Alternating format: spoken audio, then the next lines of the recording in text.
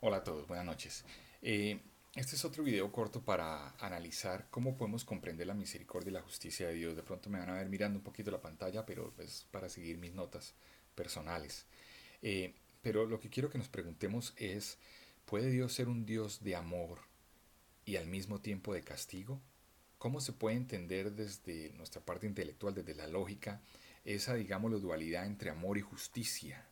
¿No es cierto? Porque veo que a veces muchas personas piensan, "No, es que como es un Dios de amor no va a haber castigo, no va a haber infierno". ¿Es eso cierto o eso es una trampa en la que podemos caer? Entonces miremosla desde la perspectiva lógica inicialmente y ya después se puede mirar desde el plano espiritual. Digo yo, es una manera de hacerlo.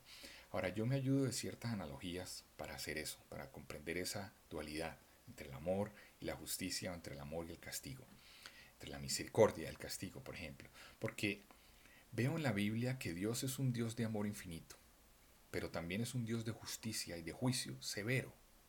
Entonces, ¿cómo se pueden entender esas dos cosas al mismo tiempo? Ahora, si las analogías que yo les voy a compartir ahorita tienen sentido intelectualmente, son lógicas, son prácticas, las vemos en este mundo material, por así decirlo, pues yo creo que hay razones suficientes intelectuales para decir es posible eso en el plano espiritual, porque ese diseño viene de un Dios que es infinitamente sabio y tan inteligente que ni siquiera nosotros pudiésemos imaginarnos qué tan inteligente es. Digamos, por ejemplo, el caso de una empresa de energía eléctrica que vende el servicio de luz. Tiene sus reglas, tiene sus condiciones de cómo nos va a cobrar el servicio de luz, tiene sus tarifas y tiene que entre ciertos horarios es más caro y que si tiene esta clase de consumo pues paga esto y que ciertos días y ciertos horarios, etcétera, etcétera. Y nos dice, con base en eso es que yo le voy a mandar la factura. Usted me va a tener que pagar con base en eso, ¿no es cierto? Pero al mismo tiempo, la empresa saca, por ejemplo, un programa en el que sus clientes se pueden suscribir y que quien cumpla con ciertas condiciones que están en ese programa pues va a tener unos descuentos o unos precios especiales o cosas así. Ahora, ese programa se lo comunica a todos sus clientes, ¿no es cierto? Y pues si alguien no se suscribe a ese programa porque no quiere, no le gusta, no le da importancia, no está de acuerdo o no le ve valor, igual cuando le llegue la factura va a tener que pagar de acuerdo a las reglas. Y si es una factura muy alta que no puede pagar, pues va a estar en problemas. Entonces lo mandan a cobro jurídico, o lo embargan, o termina en la cárcel, o qué sé yo. ¿Cierto? ¿Qué podemos decir de esa situación? ¿Fue esa empresa una empresa injusta? ¿O qué tan justa o qué tan injusta es esa empresa? O preguntémonos si el grado de justicia es un factor que determina la severidad del castigo. ¿Cierto? Preguntémonos, ¿fue la empresa misericordiosa o condescendiente al desarrollar un programa o un plan al que los clientes se pudiesen suscribir para no tener que pagar de otra manera algo que no van a ser capaces de pagar?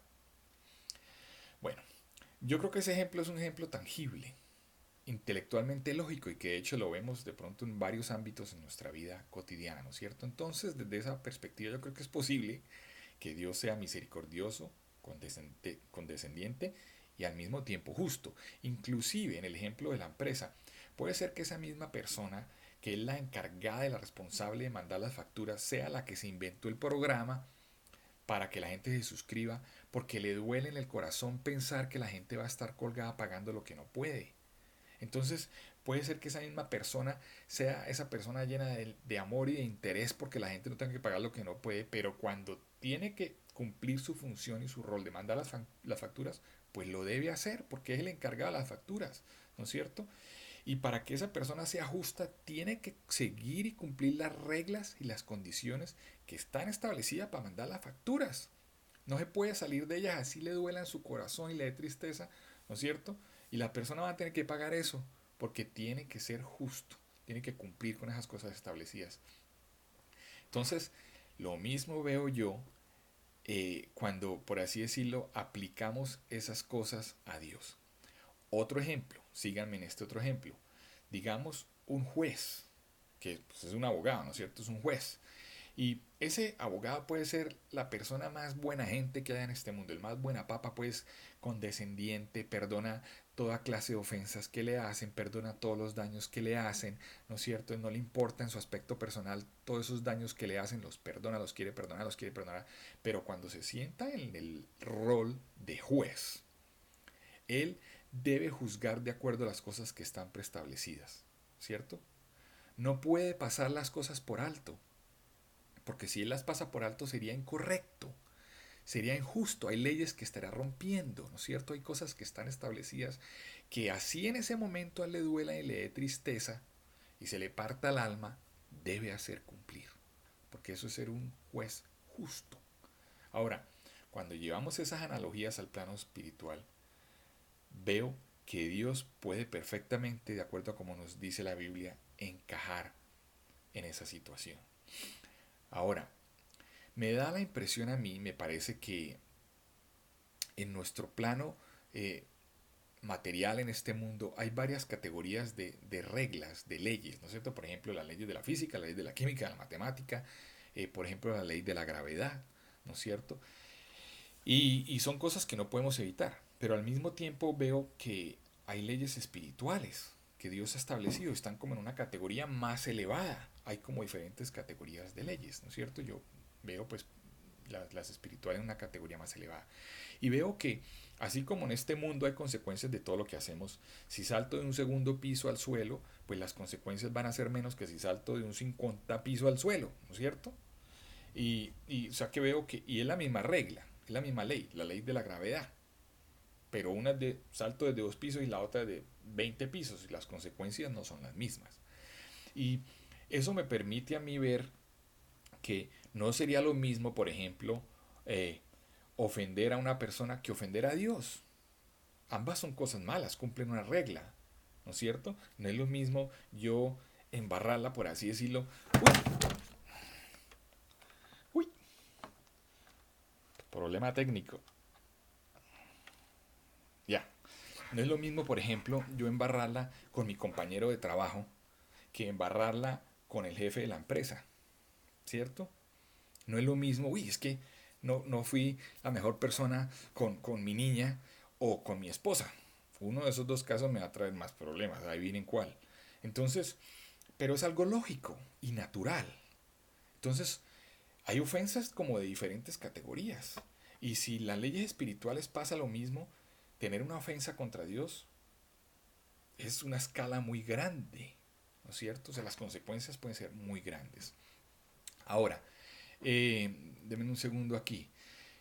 Eh, bueno, entonces Dios está lleno de amor, un amor infinito, que Él no quiere que suframos, Él no quiere que tengamos que pagar por esas consecuencias del pecado, porque no vamos a poder pagar. Y por eso Él nos entrega a su Hijo Jesús. Nos ama tanto que entrega una alternativa para que si nos acogemos a ella podamos pagar por esas culpas que de otra forma no pudiésemos pagar, que tendríamos que estar toda una eternidad sufriendo tormentos para no llegar ni siquiera a pagar porque la ofensa es muy grande. Entonces Él nos da esa alternativa. Y esa alternativa no consiste simplemente en creer y caer en cuenta de eso.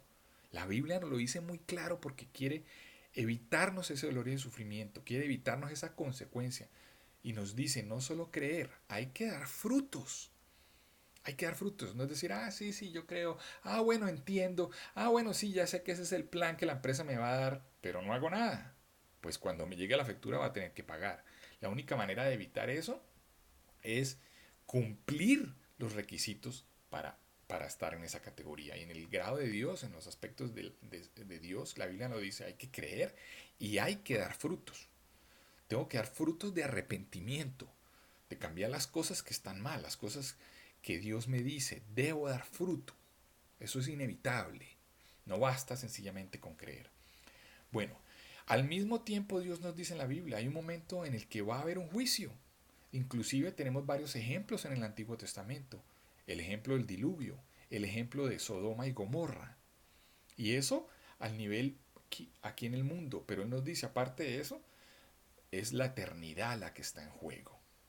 Entonces, vemos cómo es posible que Dios nos ame infinitamente, nos dé la salida nos dé a su propio Hijo para que a través de Él no tengamos que pagar algo que no podemos pagar y estar toda una eternidad sufriendo, pero con un amor infinito lo hace y al mismo tiempo nos dice, pero sepan que yo soy juez y va a haber un juicio, y mi juicio es severo y duro, por eso quiero que se salven.